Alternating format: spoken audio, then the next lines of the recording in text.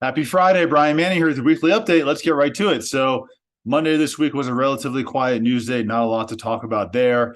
Tuesday this week, though, we got a lot of housing appreciation info. So first thing we got was Case Shiller. Case Shiller said for the month of March, the home appreciation was up 0.2% from the absolute peak, which is like June or July of last year, where we're only down 2.9%. And we're already seeing home prices come back. So it's really good to see 2023 in a positive area. We also got FHFA. So FHFA looks at homes across the country that have conventional mortgages attached to them. And FHFA said on a month-over-month basis, home appreciation was up 0.5%.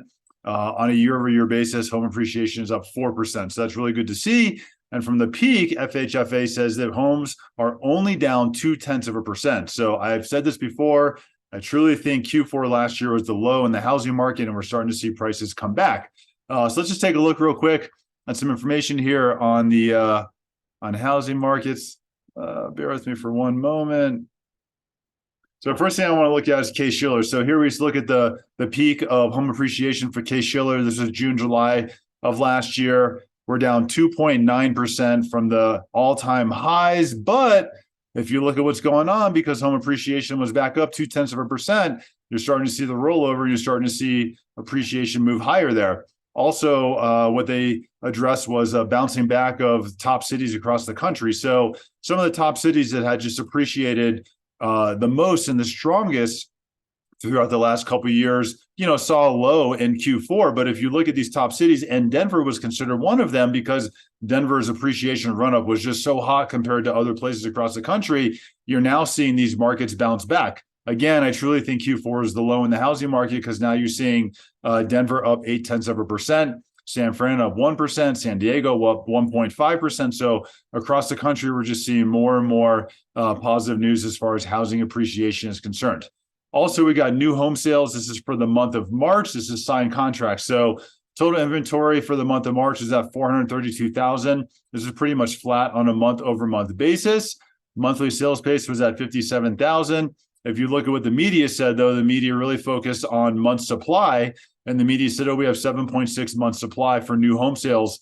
The challenge is for new home sales across the country, there's only 71,000 homes available. So if you look at the active available inventory for new home sales across the country, that's actually only a 1.2 month supply. So very little supply. All the buyers we talk with right now, same thing, supply is still a challenge for them out there. So another item we want to look at is going into next week. So May 3rd, we have a Fed meeting. Federal Reserve is going to hike rates 0.25% on May 3rd. And I just want to look at a couple items that are Fed focused moving into next week. So we've looked at this in the past. This is shelter costs. Actually, this number got revised today. This was at shelter costs going up and rents going up at 2.6%, but it got revised today to be going up 1.7%. The challenge is, if you look at what the Federal Reserve is reviewing, they're looking at shelter costs that are lagging by a year, where the Federal Reserve is saying, shelter costs are going up 8%. Real-time data is completely different. If you look at real-time data, rental costs are only going up 1.7%. So the impact this is having on inflation and CPI is pretty substantial because these numbers make up 43% of CPI reading. The great Wayne Gretzky said that a good player skates to where the puck is, but a great player skates to where the puck is going or going to be. So if you look at the Federal Reserve is extremely data dependent. The Federal Reserve is really making decisions based on where the puck was. And they're just so data dependent that instead of looking forward at what housing costs are doing right now and rents going up at 1.7%, they're still stuck at data from a year ago where those numbers were going up at 8%. And the challenge that we have is the Federal Reserve definitely made a mistake back in 2021 when inflation was increasing. The Federal Reserve didn't do anything about it. In fact, you have all these Fed voting members back in 2021. They were saying, no, federal inflation's not a problem. Inflation's not a problem. We probably need more inflation. And this is back in this area right here. But then you had rental costs and inflation really skyrocketing when the Federal Reserve was saying, inflation is not a problem. And during this time, they were still in the process of what's called quantitative easing and keeping mortgage rates forced down low while they were sitting there saying that inflation really needed to go higher. And the biggest proponent of this was Janet Yellen.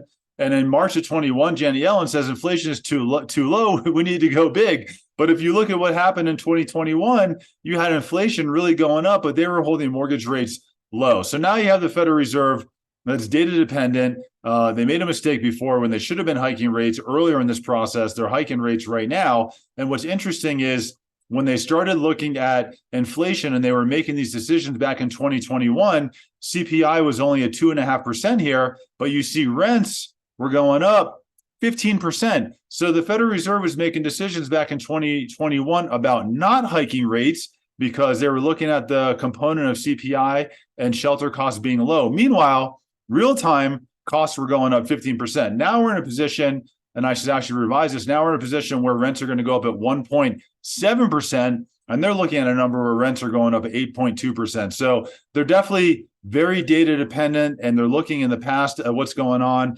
And it's unfortunate because you're going to see another rate hike next week, and they definitely should not be hiking rates. Thursday this week, we got pending home sales. This is for the month of March. Pending home sales were down 5.2%. Expectations was that pending home sales would be flat. The challenge that we have is that inventory is very low. Actually, if you look from now compared to November, we have 200,000 less homes for sale in the marketplace. So to see pending home sales come down based on low inventory is not surprising. We also got some data on as far home sales. So 28% of home sales that took place were above list price. An average offer or offers for a home sold was at 3.2. So that means of every home that hit the market, the average was that they got 3.2 offers on their home. Today, we get PCE. So PCE stands for the personal consumption expenditure. This is the Federal Reserve's favorite gauge of inflation. This looks at the month of March. So the headline number for March went from 5.1% down to 4.2%. But what the Federal Reserve is really mostly focused on is the core rate. The reason why they're focused on the core rate is because when they raise or lower rates, the core rate is what they have the greatest impact on. The headline number includes volatile items such as food and energy. And if the Federal Reserve was to hike rates, no matter how much they hike rates or lower rates, they'll never have an impact on oil or energy costs. So they look really specifically at the core rate. So the core rate moved down from 4.7 to 4.6.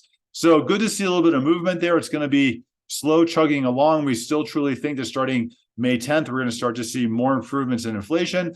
That's not going to be the end. That's not going to be the dramatic drop that we are needing to see, but you're going to see movement starting May 10th, and that's really going to be the road going forward of probable continued lower inflation, which is going to have an impact on mortgage rates and is going to move mortgage rates lower over time as well.